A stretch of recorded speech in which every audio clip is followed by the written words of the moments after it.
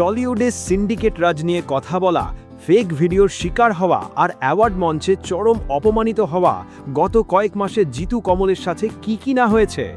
অনেকেই ভেবেছিল এই প্রেসারে জিতু হয়তো হার মেনে নেবেন, কিন্তু বস, জিতু কমল হলেন সেই আগ্নেয়গিরি যাকে আপনি যত চাবার চেষ্টা করবেন তিনি তত দ্বিগুণ শক্তিতে ফেটে পড়বেন। ডিরেক্ট কথায় আসি, জনপ্রিয় ধারাবাহিকের পথচলা শেষ হওয়ার মাঝেই যখন চারদিকে শুধু নেগেটিভিটি, ঠিক সেই সময় নিজের জীবনের একটা অন্যতম বড় স্বপ্ন পূরণ করে ফেললেন জিতু কমল। ছোট পর্দার সেই জনপ্রিয় আর্য সিংহ রায় আজ প্রমাণ করে দিয়েছেন যে টলিউডের ওই ফেক এলিটিজম তার সাকসেস আটকাতে পারবে না।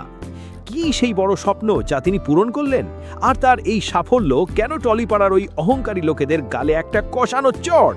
আজ বাংলা পালসে কোনো ফালতু ইমোশন নয়, একদম লজিক্যাল অ্যানালিসিস হবে জিতু কমলের এই মাস্টার স্ট্রোক কামব্যাকের।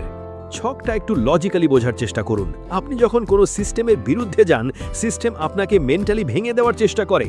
জিতুর ক্ষেত্রেও ঠিক সেটাই হয়েছিল, কিন্তু জিতু কান্নাকাটি করে সিম্প্যাথি চাননি। তিনি জানতেন তার হিটার্সদের চুপ করানোর একটাই উপায় আছে, নিজের কাজ আর নিজের সাকসেস। দীর্ঘদিনের হাড় ভাঙা পরিশ্রম আর অপেক্ষার পর তিনি নিজের এই স্বপ্নটা পূরণ করলেন। এটা শুধু একটা বস্তুগত বা ম্যাটেরিয়ালিস্টিক অর্জন নয়, এটা হলো তার ঘাম আর জেদের ফসল। টলিপাড়ায় যেখানে সবাই একে অপরের পেছনে কাঠি করতে ব্যস্ত, সেখানে জিতু নিজের ফোকাসটা শুধুমাত্র নিজের গ্রোথ আর ফ্যানদের দিকে রেখেছিলেন। আর আজ তার এই অর্জন প্রমাণ করে যে জেনুইন ট্যালেন্টকে কোনো আনরিটেন ব্যান দিয়ে আটকানো যায় না। বস, জিতুর এই সাকসেসের পর টলিপাড়ার অন্দরমহলের রিয়াকশন রিভিল করার আগে আপনাদের কাছে আমার একটা সোজা প্রশ্ন আছে।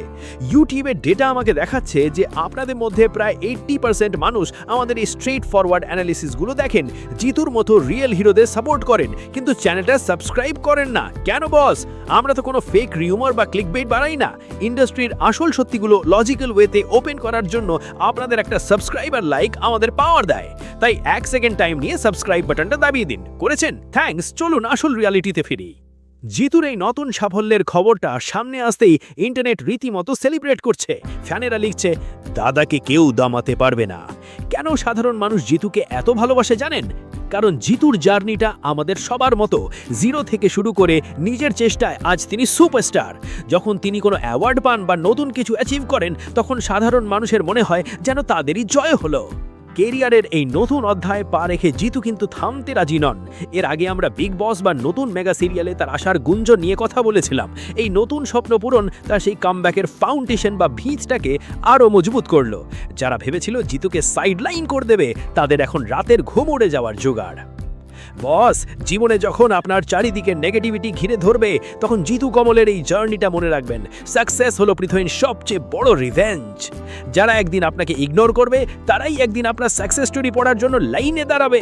আপনাদের কি মনে হয় জিতু কমলের এই লড়াকু মানসিকতাকে আপনারা কতটা সম্মান করেন? আর টলিপাড়ার ওই সিন্ডিকেট বা ইগোইস্টিক লোকেদের জন্য জিতুর এই সাকসেসটা কি একটা পারফেক্ট জবাব? নিচে ঠিক পয়েন্টে কমেন্ট করে জানান। আমি সবার কমেন্ট পড়ি আর রিপ্লাই করি। ভিডিওটা লজিক্যাল লাগলে অবশ্যই শেয়ার করুন, আর টলিউডের আসল বিজনেস স্ট্র্যাটেজি আর রিয়েল স্টোরি জানতে বাংলা পালস সাবস্ক্রাইব করুন। ভালো থাকবেন আর প্র্যাকটিক্যাল লজিক বুঝতে শিখবেন।